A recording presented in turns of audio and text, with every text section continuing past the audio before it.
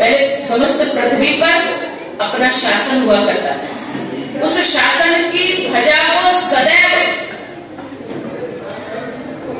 आकाश से होड़ लगाने वाला था। वो कोई और नहीं होता था, वो क्षत्रिय हुआ करते थे। क्षत्रिय अगर थोड़े समय तक युद्ध नहीं होता था, ये चले जाते थे अपने धनुष बाणों को खींचने के लिए, अपने धनुष बाणों का प्रयोग करने के लिए, अपने जो हथियार हुआ करते थे बांधने के लिए। क्योंकि क्षत्रिय जो है अगर उसकी तलवार में जंग लग गई नहीं होता था। युद्ध क्षेत्र में जब वो पहुंचता था तो उसके हथियार बोलते थे। क्षत्रिय मुंह से नहीं बोलता था, तलवारों से हथियारों से बोला करता था, क्योंकि क्षत्रियों की आवाज ही हथियार हुआ करती है। क्षत्रिय होता है और बाण ऐसा करो कभी वो पलट ना पाए, और बाण ऐसा करो अगर 2 कदम पीछे हटना तो उसकी मुंडी उतार सकती हो, उतार देना। उस समय तुम क्षत्रिय हुआ करती हो। हमें युद्ध सिखाते थे,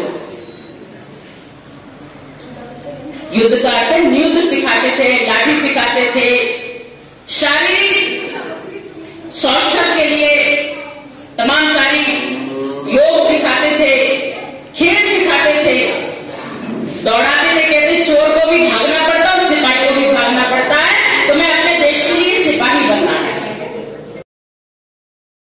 तुम मेरे काम में आने वाली हो, राष्ट्र की रक्षा के लिए तुम्हारा आह्वान करते हैं, और तुम जिस कष्ट को सहन करती हो वो हमने तुम्हारी तैयारी करवा दी है।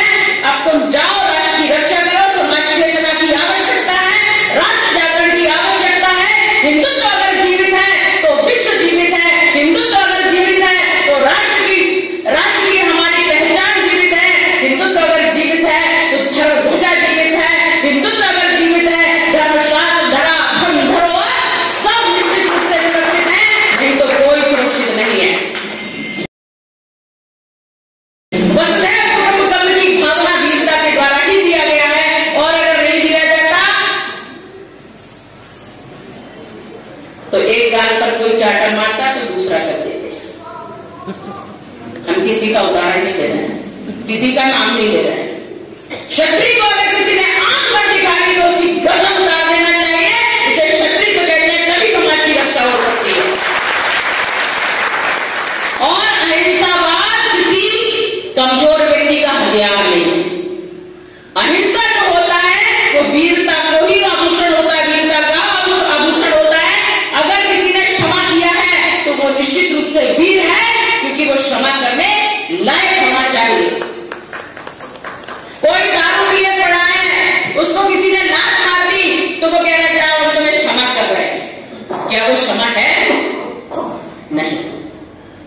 इसलिए कहा जाता है कि क्षमा भी वीर ही कर सकता है, क्षमा भी सक्षम व्यक्ति कर सकता है।